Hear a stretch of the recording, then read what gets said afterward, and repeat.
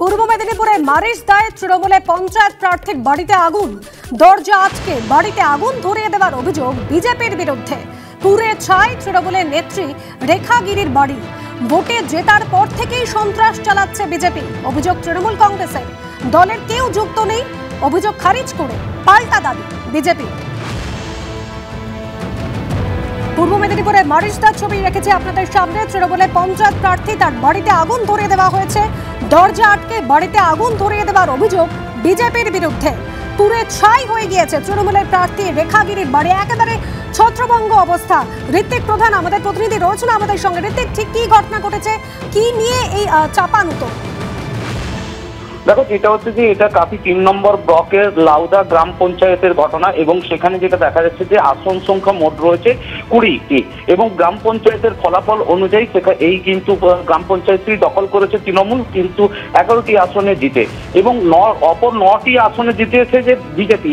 সেক্ষেত্রে দেখা যাচ্ছে যে রেখা রানী গিরি, তিনিও কিন্তু গ্রাম পঞ্চায়েতের প্রার্থী ছিলেন। সেখানে তৃণমূলের অভিযোগ যে এই জায়গায় যখন বিজেপি জয়লাভ করে তারপর থেকেই বরং বারবার কিন্তু রেখা রানীকে টার্গেট করা হয়েছে, অনেকবার তার বাড়ি ভাঙচুরের চেষ্টা করা হয়েছে এবং গতকাল রাতেই কিন্তু যেটা দেখা যায় যে বিজেপি আশ্রিত দুষ্কৃতীরা সেখানে যায় এবং তার বাড়িতে অগ্নিসংযোগ করে। তখন কিন্তু ইনারা সেই পরিবার কিন্তু বাড়ির মধ্যে ছিল, তারা কোনো রকম সেখান থেকে বেরিয়ে প্রাণে বাঁচেন, কিন্তু বাড়িটি সম্পূর্ণ বশীভূত হয়ে যায়। সে জায়গায় তৃণমূলের অভিযোগ যে যে সমস্ত জায়গায় বিজেপি জয়লাভ করেছে সেই সমস্ত এলাকায় কিন্তু এইভাবেই সন্ত্রাস চালাচ্ছে বিজেপি।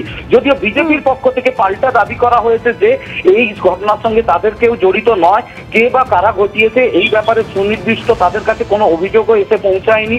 সুতরাং তাদের বক্তব্য যে এটা তৃণমূলের অন্তর্কলহ হলেও হতে পারে। তবে তৃণমূলের পক্ষ থেকে প্রশাসনকে জানানো হয়েছে সমস্ত বিষয় এবং মারিসদা থানাকে পুঙ্খানুপুঙ্খ তদন্ত করে এই ঘটনার পেছনে কে বা কারা জড়িত সেটা খতিয়ে দেখার নির্দেশ দেওয়া হয়েছে। অনেক ধন্যবাদ ঋত্বিক। কোচবিহারের দিনহাটায় বিজেপির মন্ডল সভাপতির ওপর হামলার ঘটনায় মন্ত্রী পুত্রের নামে দায়ের করা হয়েছে অভিযোগ। উত্তরবঙ্গ উন্নয়ন মন্ত্রী উদয়ন গুহর ছেলে সায়ন্তন গুহ তৃণমূলে কোচবিহার জেলার সম্পাদক। বিজেপির দাবি, গত শনিবার দিনহাটার মন্ডল সভাপতি ঈশ্বর দেবনাথের বাড়িতে দলীয় বৈঠক চলাকালীন হামলা চালায় তৃণমূলে কর্মী সমর্থকরা। মারধরে আহত হন মন্ডল সভাপতি সহ 3 জন। এই ঘটনায় উদয়ন পুত্র সহ 34 জনের বিরুদ্ধে গতকাল দিনহাটা থানায় অভিযোগ দায়ের করেছেন বিজেপি নেতা স্ত্রী।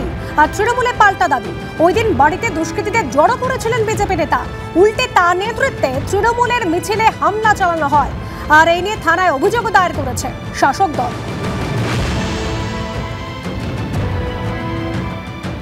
তৃণমূল যেভাবে ভারতীয় জনতা পার্টি কর্মীদের ওপর আক্রমণ করছে, আগামী দিনে শুধু প্রতিরোধ না, প্রতিরোধের রাস্তাও ভারতীয় জনতা পার্টি যাবে।